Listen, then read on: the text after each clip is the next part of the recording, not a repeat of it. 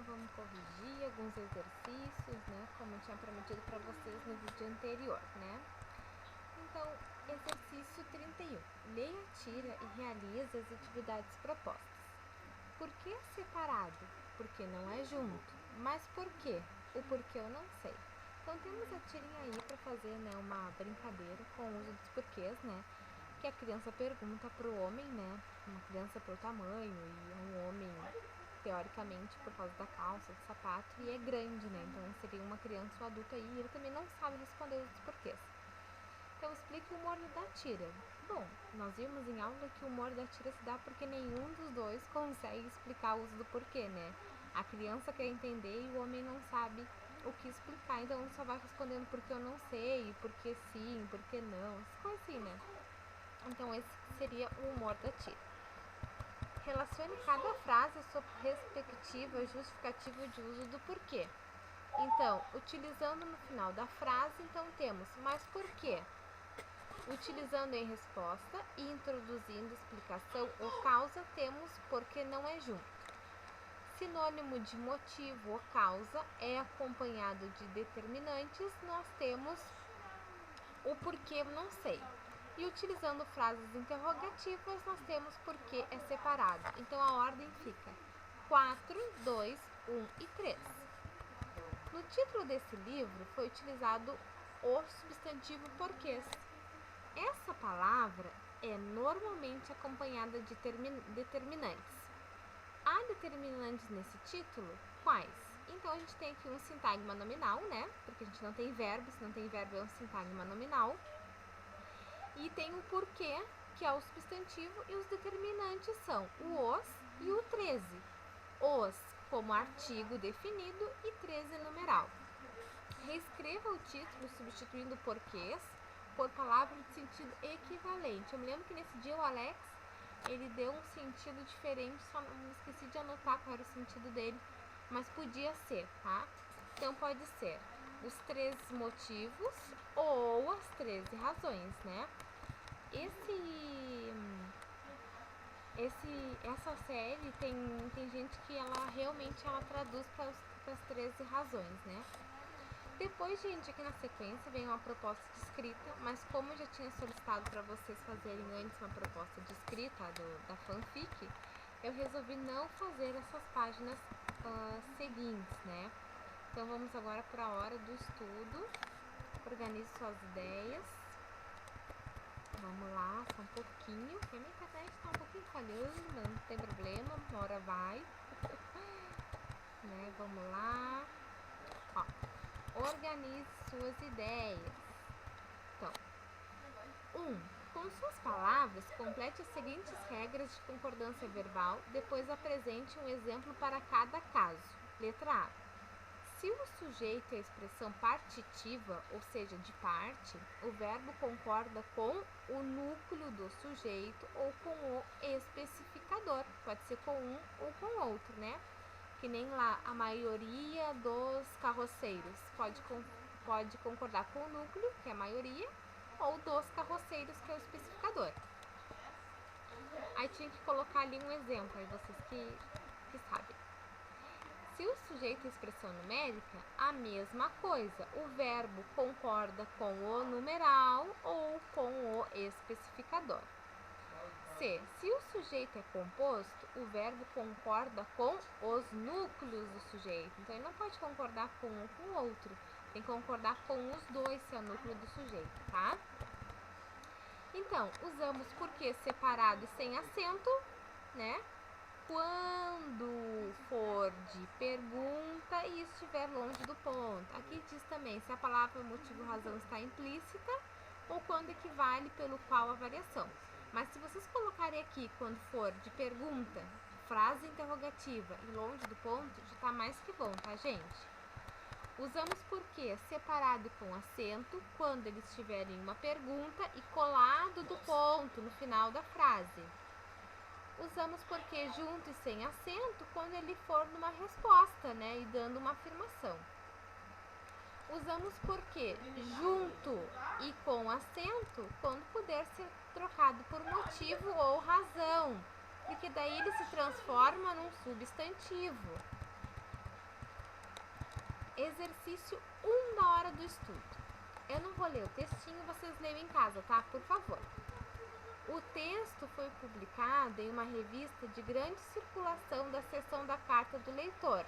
Nele, um dos leitores manifesta-se acerca de uma reportagem publicada na edição anterior.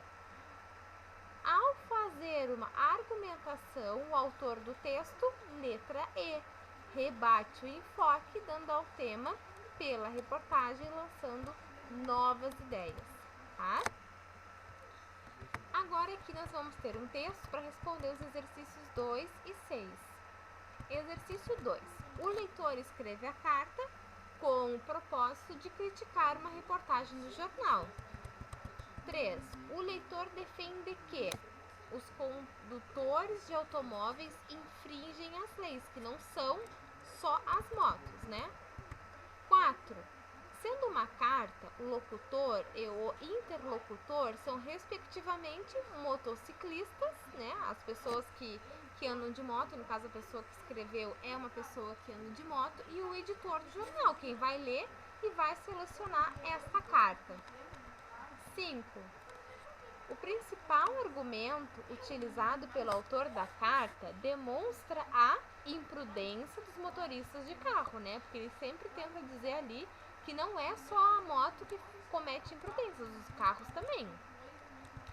É possível inferir pela carta do leitor que a reportagem do jornal que estimulou a carta denunciava as ações imprudentes do motociclista de trânsito. Letra A. 7. Os trechos a seguir são parte de uma reportagem que visava apresentar dados de uma pesquisa do IBGE. Foram retiradas, no entanto, 3 formas verbais. Complete as lacunas flexionando adequadamente, de forma correta, o verbo indicado entre parênteses no presente do indicativo e observando a devida concordância verbal. Então, presente é aquele momento de fala, né? Estou falando agora, estou contando alguma coisa que está acontecendo no momento que eu estou falando, é presente, né? E indicativo significa certeza. Letra A. Em 2017, pouco mais da metade da população brasileira, 56,5% ou 117,2 milhões de habitantes, vive. Então, vai concordar com metade, que é a partitiva, em apenas 5,6% do município, que dá 310, que são aqueles com mais de 100 mil habitantes. Então, tinha que usar o verbo viver, como está falando de metade, metade é o núcleo, então é vive. A pesquisa revela ainda que a maior parte dos municípios brasileiros, 6,3%, tem, né? Pode ser com acento ou sem acento.